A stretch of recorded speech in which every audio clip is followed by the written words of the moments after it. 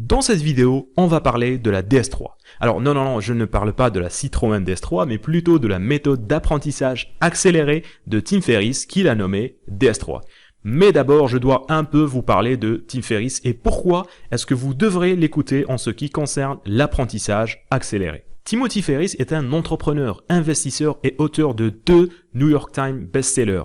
Il détient un record du monde de tango argentin et il est aussi champion de boxe. Mais le plus important, c'est un passionné d'apprentissage. Ce qui est intéressant avec Tim Ferriss, c'est que bien qu'il semble un expert dans divers domaines, il affirme qu'il essaye d'être le meilleur dans une seule et unique discipline qui est l'apprentissage accéléré. Et une de ses nombreuses méthodes pour apprendre rapidement, c'est la DS3. Alors DS3, qu'est-ce que ça veut dire? Eh bien, c'est un acronyme pour déconstruction, sélection, séquençage et stake qu'on pourra traduire par enjeu. Et maintenant, on va analyser chacun de ces éléments et voir leur importance dans l'apprentissage. Commençons par le premier D qui est la déconstruction. Alors pour expliquer, on va prendre un exemple. L'apprentissage d'une nouvelle langue. En règle générale, lorsque nous commençons, nous avons tendance à vouloir tout étudier. Le vocabulaire, les règles de grammaire de toutes sortes, la conjugaison, l'orthographe et ainsi de suite. Nous nous noyons rapidement dans la langue que nous voulons apprendre. Et on est souvent incapable d'avoir une simple conversation, car il y a beaucoup trop d'informations à trier et à ordonner. Maintenant, j'aimerais que vous réfléchissiez à cela. Pensez à votre langue maternelle. Connaissez-vous tout le vocabulaire qui existe? Votre grammaire est-elle irréprochable? Avez-vous toujours une utilisation parfaite des différentes règles de conjugaison? Je dirais probablement pas. Personnellement, je sais que c'est pas mon cas. Mais l'essentiel, c'est que vous maîtrisez la langue. Et il est là le rôle important du premier D. La déconstruction est un processus qui va consister à prendre une compétence intimidante et à la décomposer en plusieurs petits morceaux qui vont être plus faciles à gérer. C'est-à-dire, au lieu de mettre l'accent sur le fait d'avoir une grammaire parfaite et une connaissance approfondie du vocabulaire, le mieux pour vous, au début, serait de se focaliser sur la maîtrise de la conversation et pouvoir comprendre la langue aisément. Et là, la question que vous vous posez, c'est oui, mais concrètement, comment est-ce que je peux faire cela à ce que j'ai envie d'apprendre? Bon, eh bien, ne vous inquiétez pas, je vais vous aider à mettre tout ça en pratique. Je vais vous aider à appliquer le principe DS3. Je vous ai préparé une petite checklist à suivre et à remplir. Vous trouverez le lien en bas dans la description.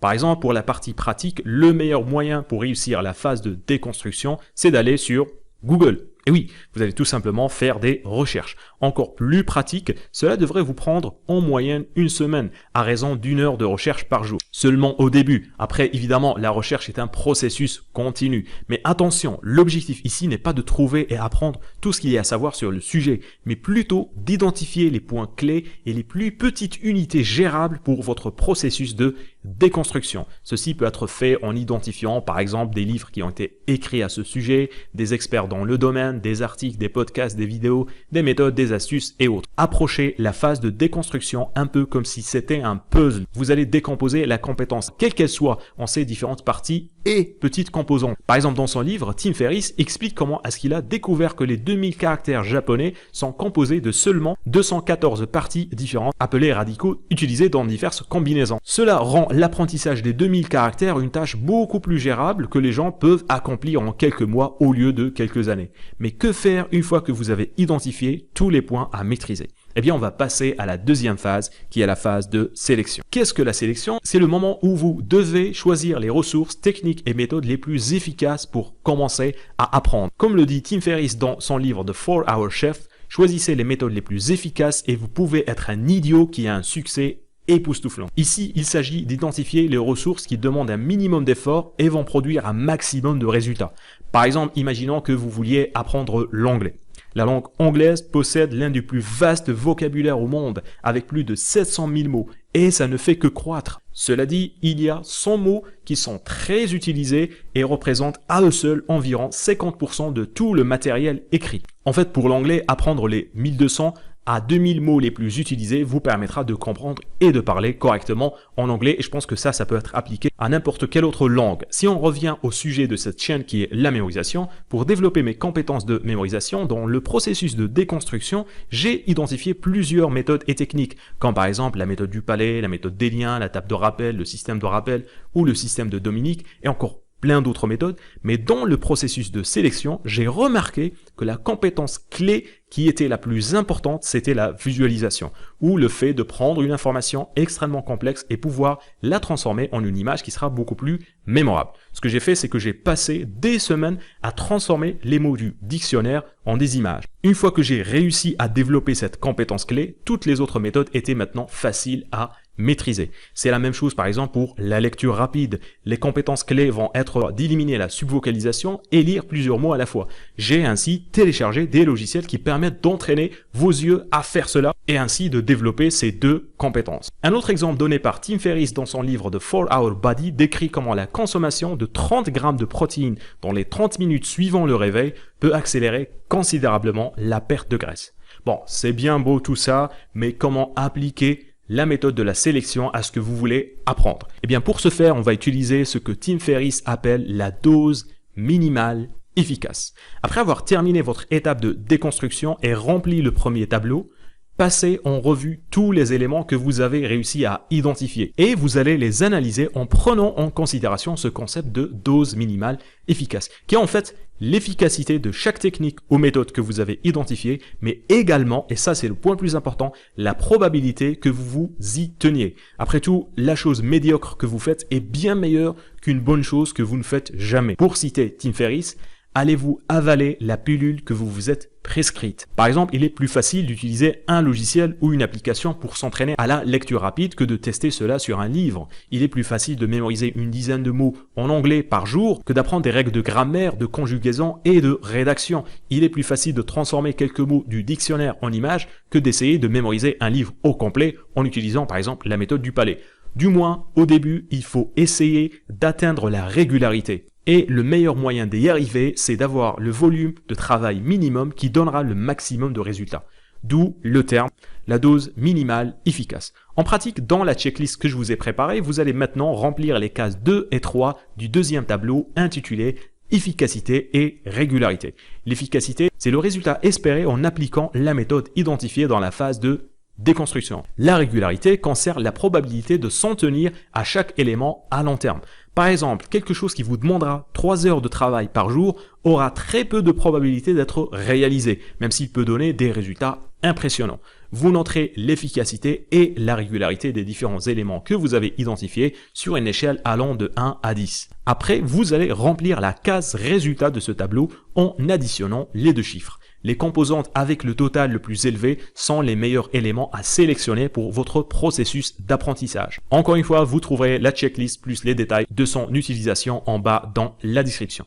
Une fois la phase de sélection terminée, on va passer à la suite qui est la phase de séquençage ou pour simplifier, dans quel ordre dois-je apprendre ces différents éléments? Si vous avez identifié 5 compétences à maîtriser après la phase de déconstruction et de sélection, maintenant il faut les classer par ordre. Mais comment faire cela? Ici, il y a une règle à suivre, la simplicité. Selon Tim Ferriss, au début, vous devez structurer votre apprentissage de manière à éviter au maximum, voire même complètement, l'échec. En particulier lorsque il s'agit de sous-compétences spécifiques et difficiles à maîtriser. Par exemple, vous pouvez essayer de commencer votre apprentissage d'une nouvelle langue en mémorisant 10 mots par jour, en choisissant les mots les plus simples à mémoriser.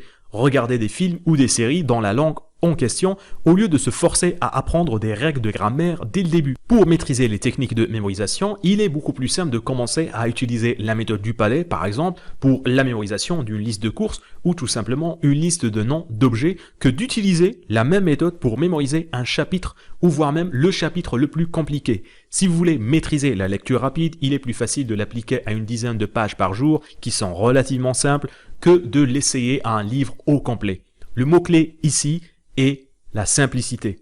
C'est le point plus important de cette phase. Au début de votre parcours d'apprentissage, votre mémoire de travail a tendance à être submergée par toutes les nouvelles informations et elle est souvent incapable de tout retenir.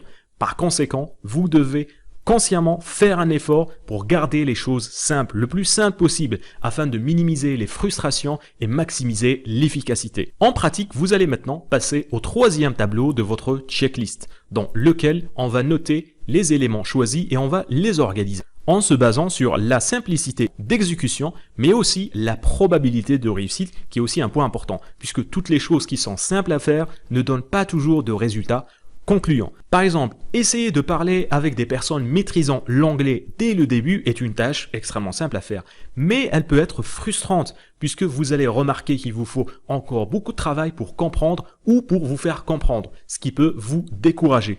Il ne s'agit pas simplement de trouver la méthode la plus simple à faire, mais aussi l'élément avec le plus faible taux d'échec. Quand vous commencez, votre objectif est de tenir le rythme et continuer à apprendre, passer les premières semaines où vous êtes extrêmement motivé. Et justement, la dernière étape, c'est la motivation, stake, qu'on va traduire par enjeu.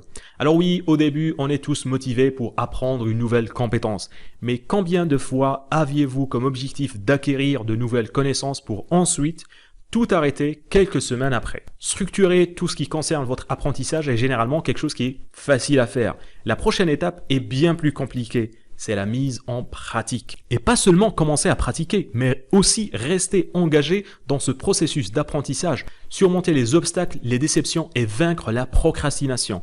Bien que ça sera un processus continu tout au long de votre apprentissage, pour maximiser vos résultats, vous devez prévoir cela dès le début pour surmonter les obstacles qui vont vous faire face. Alors, comment faire cela concrètement? Eh bien, vous avez plusieurs possibilités qui vont changer en fonction des personnes. Par exemple, vous pouvez utiliser la pression sociale, vous pouvez impliquer des amis dans cette aventure d'apprentissage, vous pouvez aussi vous inscrire à une formation pour rencontrer d'autres personnes qui sont motivées, vous pouvez travailler avec un prof, engager un mentor, travailler avec un groupe de personnes qui sont dans le même niveau que vous. La pression sociale est un excellent moyen pour rester motivé. Un autre moyen proposé par Tim Ferriss pour rester motivé est d'inclure la possibilité de perdre de l'argent. C'est une stratégie étonnante mais qui marche. Vous pouvez parier une somme d'argent. Tim Ferriss ici recommande 1% de votre revenu annuel. Vous faites cela avec un ami ou un mentor et c'est une somme que vous risquez ensuite de perdre si vous ne restez pas engagé. Alors oui, c'est une méthode un peu extrême mais qui marche.